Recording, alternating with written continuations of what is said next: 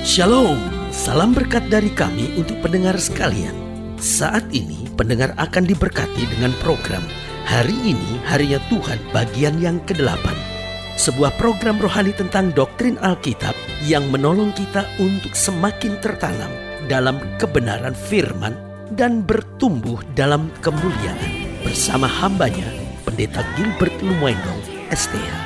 Banyak orang merasa doktrin Alkitab sebagai sesuatu yang membingungkan. Tetapi tahukah saudara bahwa doktrin Alkitab intinya adalah memahami Alkitab dengan benar, dengan pemahaman yang sistematis, sehingga kita terus dapat tertanam di dalam kebenaran firman, sehingga kita terus bertumbuh di dalam kemuliaan Allah.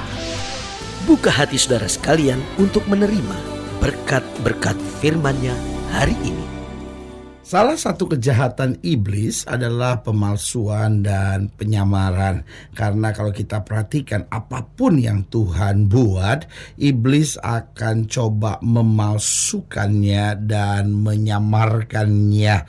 Kita lihat beberapa hal yang coba iblis palsukan dan samarkan, misalnya ketenangan dan kedamaian. Wah, iblis mau coba palsukan lewat apa? Lewat seks bebas, lewat apa? Lewat tenaga dalam, ya kan? Katanya kalau tenaga dalam, yoga, ini bisa mendatangkan ketenangan dan kedamaian. Terus yang kasih dalam Tuhan, ini kan ketenangan dan kedamaian yang palsu. Belum lagi yang sekarang sedang rame-ramenya juga, ya kan? Bagaimana orang ikut ajaran hipnosis, ya kan, supaya katanya bisa mendapat ketenangan, kedamaian. Saudaraku, ini kan bukan ketenangan dan kedamaian, ini kan kepalsuan, ini kan melarikan diri dari kenyataan. Semuanya itu kan yang namanya yoga, yang namanya hipnosis. Tahukah saudara, ini kan melarikan diri dari kenyataan. Semua kan yang iblis buat kan gitu. Damai, tenang dengan apa? Melarikan diri dari kenyataan. Pergi ke gunung bertapa, itu kan sama. Tenang dan damai yang melarikan diri dari kenyataan. Yang Tuhan mau adalah kita tenang dan damai di tengah masalah, sambil tetap trust in Him, sambil tetap percaya dan mempercayakan hidup kita sepenuhnya kepada Tuhan, sehingga di tengah badai, di tengah angin ribut, di tengah persoalan, kita tetap percaya bahwa tangan Tuhan yang kuat menyertai dan membimbing kita. Haleluya. Yang kedua yang iblis coba palsukan dan samarkan, yaitu kesembuhan dan mujizat. Coba saudara lihat, di mana-mana ada yang namanya pengobatan alternatif, ya kan? Kesembuhan dan mujizat. Dan kayaknya iblis ahli dalam membuat mujizat, iblis ahli dalam mendatangkan kesembuhan. Saya mau beritahu, the devil never work for free. Setan itu gak pernah kerja gratis. Kalau dia buat sesuatu yang kelihatannya baik, maka dia akan minta tumbal yang juga tidak sedikit, saudaraku yang kasih dalam Tuhan. Dan yang ketiga, apa yang coba iblis palsukan dan samarkan, yaitu keberhasilan dan sukses, ya kan? Sehingga kalau pakai cincin ini, ya kan, kalau pakai minyak ini digosok di mata, digosok di bibir, digosok di mana lagi, saudaraku yang kasih dalam Tuhan, katanya ini bisa akan berhasil, akan bisa sukses.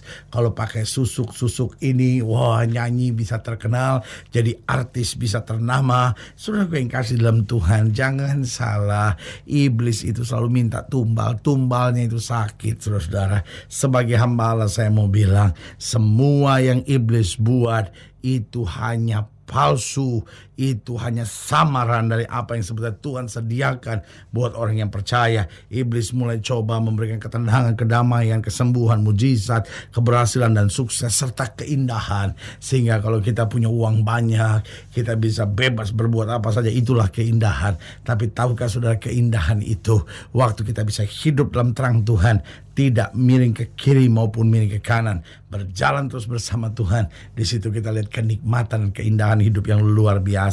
Iblis mau memalsukan keindahan duniawi ini dengan apa? Hal-hal duniawi, yaitu keindahan dengan hal-hal seksual misalnya, lalu keindahan dengan hal-hal yang mengikat dan membelenggu seperti minum mabuk, judi, obat terlarang, narkoba, ya kan? Lalu keindahan dengan hal-hal yang merusak, ya kan? Kita merasa indah ketika ketika kita bisa menggait suami orang, ini hancur saudara.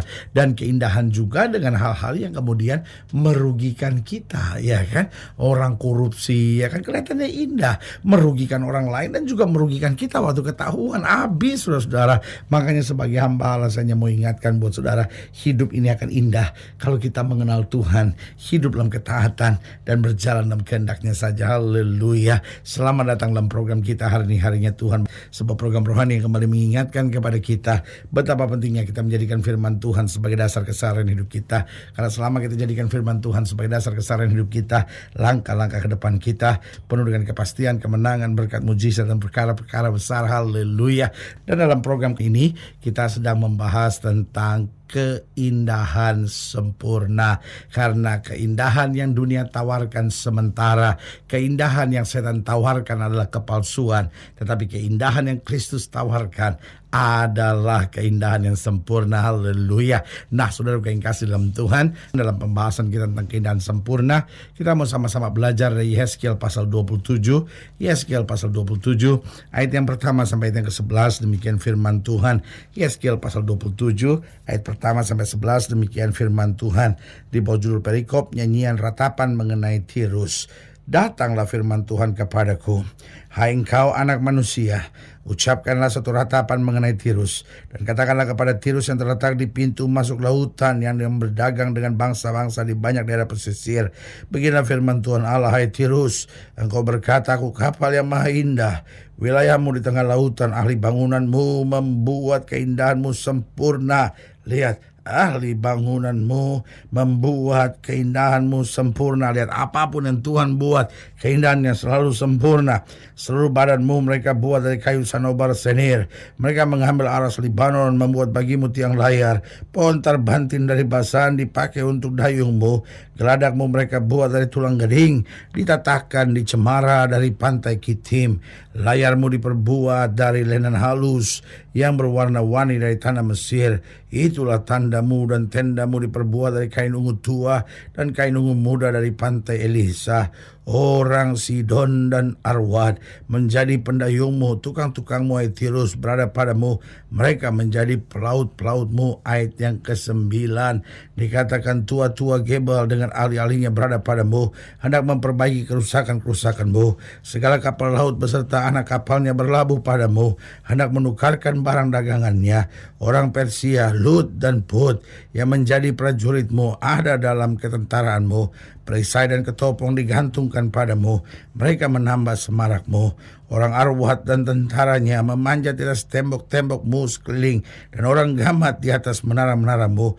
Mereka menggantungkan perisai-perisainya pada tembok-tembokmu sekeliling. Mereka membuat keindahanmu sempurna. Sekali lagi saya ulangi, keindahanmu sempurna. Itu yang Tuhan mau buat, keindahan yang sempurna, keindahan yang sejati, keindahan yang kekal. Nah, pertanyaannya, bagaimana dalam hidup ini kita bisa menerima keindahan yang sejati, keindahan yang sempurna, keindahan yang kekal?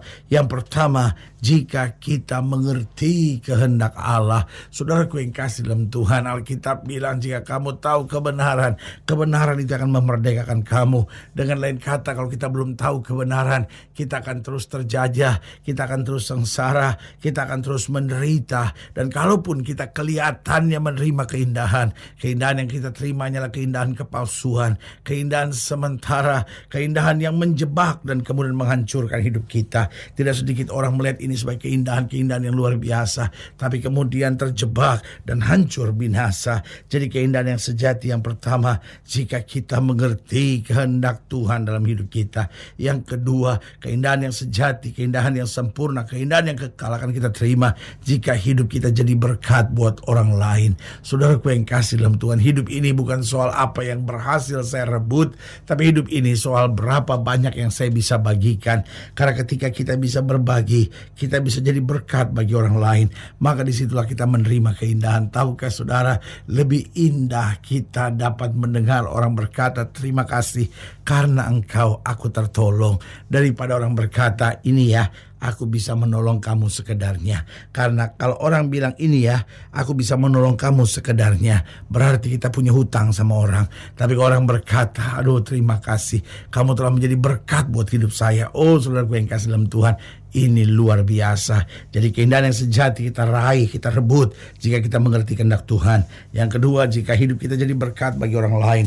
Yang ketiga, jika kita tahu bersyukur dalam segala hal, hidup akan jadi indah, hidup akan jadi luar biasa, hidup akan jadi menarik jika kita tahu bersyukur dalam segala hal.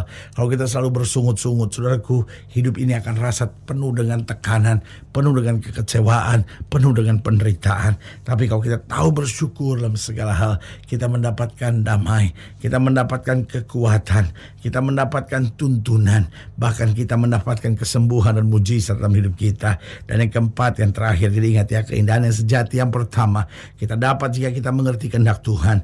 Yang kedua, jika hidup kita bisa jadi berkat buat orang lain. Yang ketiga, jika kita tahu bersyukur dalam segala hal.